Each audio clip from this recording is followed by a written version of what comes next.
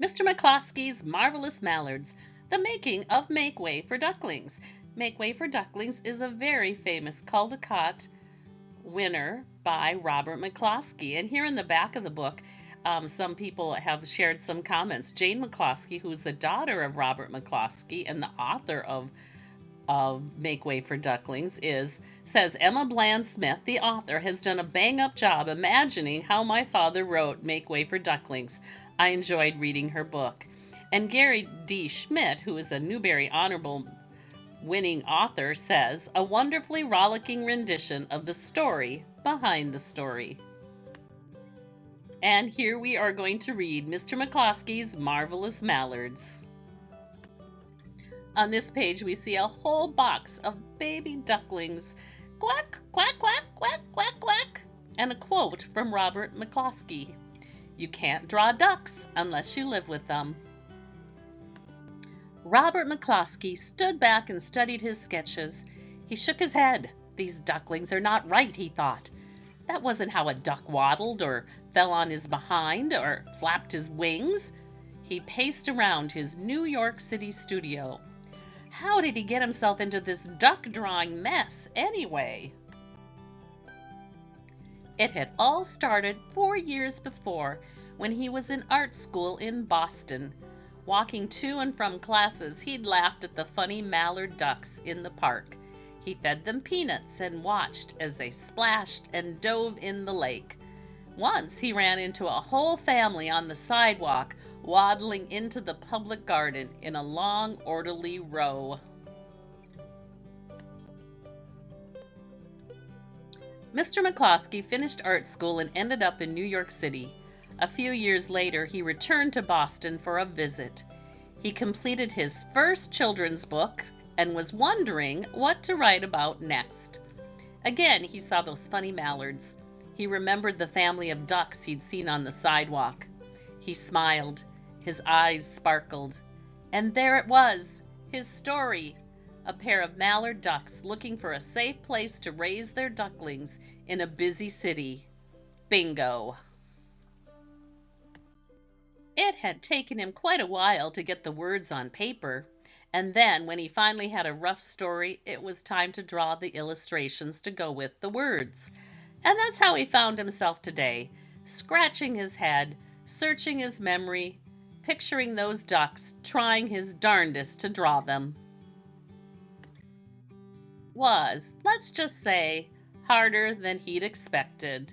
And here even a famous author who's been to an illustrator who's been to art school is having a hard time drawing. Sometimes he has to cross them out and start over again and try different methods because some of them don't work.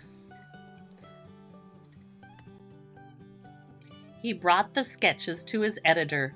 She was not impressed. He didn't blame her.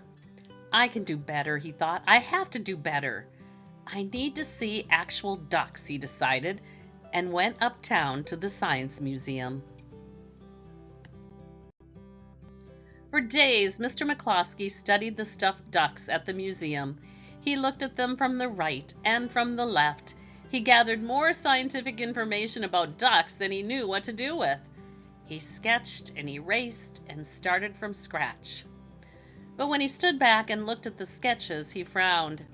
These ducks were just okay. And just okay wasn't good enough. His editor would never accept these drawings. I can do better, he thought. I have to do better. What else would help? Live models, that was it. He came home with a box full of tiny ducklings, very alive and very loud. For the next few months, the ducklings lived in Mr. McCloskey's studio. It wasn't easy using them as models. They did not cooperate. They wouldn't stay still, and they clumped together instead of walking in a row. What's more, they made a terrible mess, and they woke everyone at dawn with their infernal quacking. Mr. McCloskey's roommate was not amused. But Mr. McCloskey was determined. He crawled around studying the ducklings. He sketched them waddling and running, plopping down and jumping up. He crawled around after them so much his knees just about gave out on him. His sketches were getting there, but they still weren't good enough, not for his editor, and not for him. Even the ducks didn't seem to think much of them. Quack!